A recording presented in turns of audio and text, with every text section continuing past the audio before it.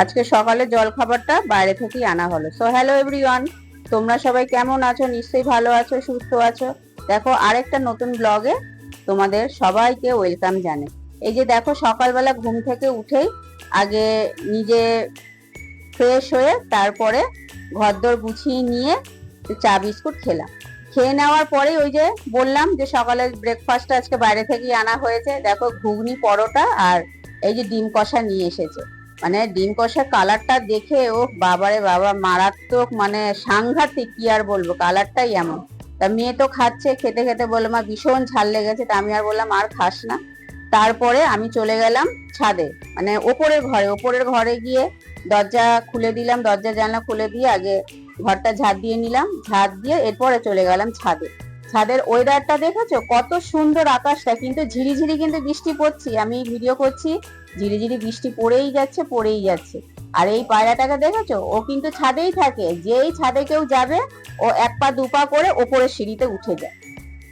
তা যাই হোক, আমিও জামা কাপড় মেলে দিয়ে নিচে আসলাম। মানে এত বীভৎস গরম, গরমে আর কিচ্ছু ভালো লাগছে না, কিন্তু তবু কাজ তো আমাদের করতেই হবে, আমাদের ডেলি কাজ যা রুটিন। তারপরে নিচে এসে আমিও ঘুগনি দিয়ে দুটো পরোটা খেয়েছি, কারণ এই পরোটাগুলো কি মানে ঠান্ডা হয়ে গেলে এত মানে রাবারের মতো শক্ত হয়ে যায়, মানে ভালোই লাগে না। যাই হোক, তারপরে খাওয়া দাওয়ার পরে আমি বসে পড়লাম চুলটাকে একটু ঠিকঠাক করার জন্য, কারণ বর্ষার এই এতে এত চুল উঠছে। সেই জন্য আমি লেবুর রস আর ওয়াওর অনিয়ন তেলটা ছিল, ওইটা আমি লেবুর রসের সাথে একটু মিলিয়েছি। এই অনিয়ন মানে পেঁয়াজের এই তেলটা না খুব ভালো।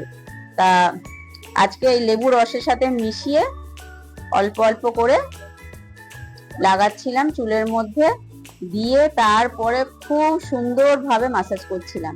মানে জানি না কতটা চুল ওঠা বন্ধ হবে, কারণ আমি জানি বর্ষার সময় সবারই চুল এরকম ওঠে। তা আমার মনে হয় এইভাবে একটু লেবুর রস, অ্যালোভেরা জেল এগুলো দিয়ে বা এই অনিয়ন তেল দিয়ে একটু ম্যাসাজ করলে চুল ওঠাটা একটু বন্ধ হবে। তা সুন্দর করে মাথাটা ম্যাসাজ করলাম, ম্যাসাজ করে চুলটাকে গুটিয়ে নিয়ে তারপরে রেখে দেবো। স্নানের সময় শ্যাম্পু করে আবার চুলটা ভালো করে ধুয়ে নেবো। তাই এই ছিল আজকে সকালের রুটিন। তাহলে তোমাদের ব্রেকফাস্ট আজকে কি ছিল কমেন্ট করে কিন্তু জানিও, ঠিক আছে? তাহলে চলো, তোমরা সবাই ভালো থেকো, সুস্থ থেকো। তাহলে এখনকার মতো টাটা।